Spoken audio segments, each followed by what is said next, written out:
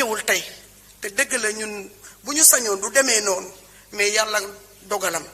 yi fi demee nii donc Mor Dom ci à l'université njëkkewul tey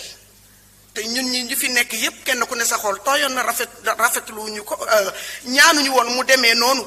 voilà donc bu fekkente ne am na ñi nga xamante ne loolu la ñuy bëgg def alibi pour ñëw toog fi parce que man dama gis ne saa yu premier ministre ñëwee du ñu fi gis benn opposant dañuy budde salle bi ñu dem bu fekkente ne li xew université moo leen indi tey pour kaas ko fii monsieur le premier ministre dañ lay wax ne yàlla ak dogalam jaam ak pexeem mais ñun yaakaar bu ñu amoon ci yow majorité bi ñu ngi sa ginnaaw doxalal.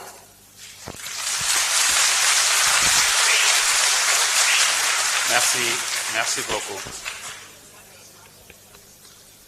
La parole est à notre collègue Abdou Mbow. Omar Diop se prépare.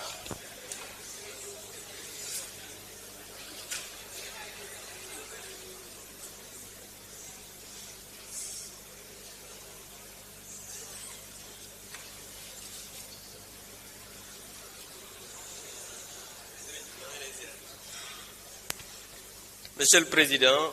Monsieur le Premier ministre, Madame, Messieurs les membres du gouvernement, ñu ngi leen di baalu àq ci koor gi di leen ñaanal kooru jàmm. Monsieur le Premier ministre, notre pays est secoué depuis quelques jours par une succession de scandales autour d'une transmission de VIH par des personnes dites homosexuelles. Cela a relancé de façon insistante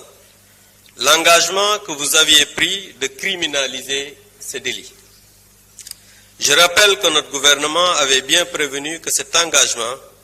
n'était fait que pour la propagande électorale, que jamais, selon le renseignement dont nous avions alors connaissance, il ne serait respecté. Et vous nous donnez raison, parce que, Monsieur le Premier ministre, en effet, le 3 décembre 2022, vous déclariez ceci. Quand nous serions élus au Sénégal, la loi criminalisant l'homosexualité sera l'une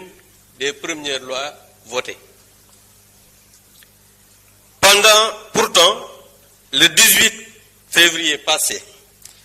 le gouvernement dont vous êtes le chef a adopté un projet de loi proposant juste un réaménagement du délit. Puisque vous êtes le chef de la majorité parlementaire, vous nous l'avez dit ici,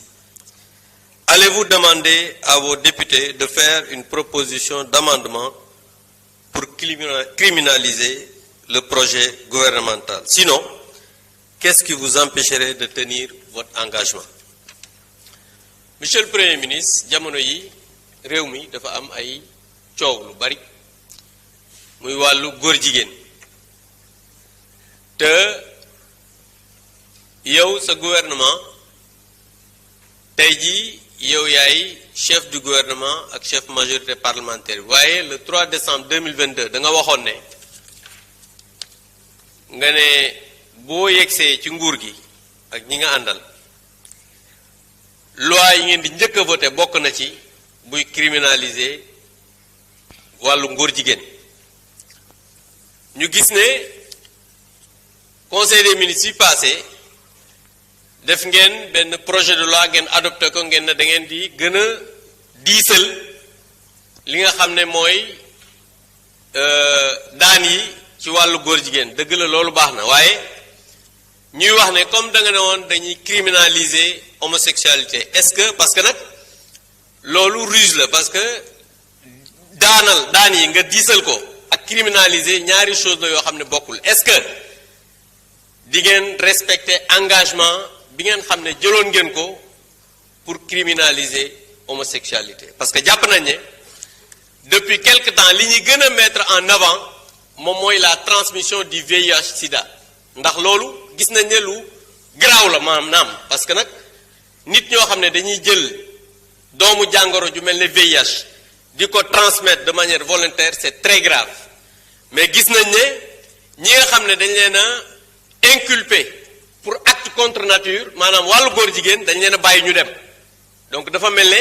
dañuy xeex maladie ba pare bàyyi wàllu góor jigéen donc en tout cas su fekkee ne engagement yi nga xamante ne nii jëloon ngeen ko te ba tey respecté wu leen ko dafa am lu tax respecté wu leen ko ñu bëggoon devant la représentation nationale nga wax ñu exactement fan nga toll ci engagement yooyu nga xam ne jëloon nga ko devant le peuple sénégalais. Je vous remercie. Merci, honorable Abdou Mbow. La parole est à notre collègue Oumar Diop. Fatma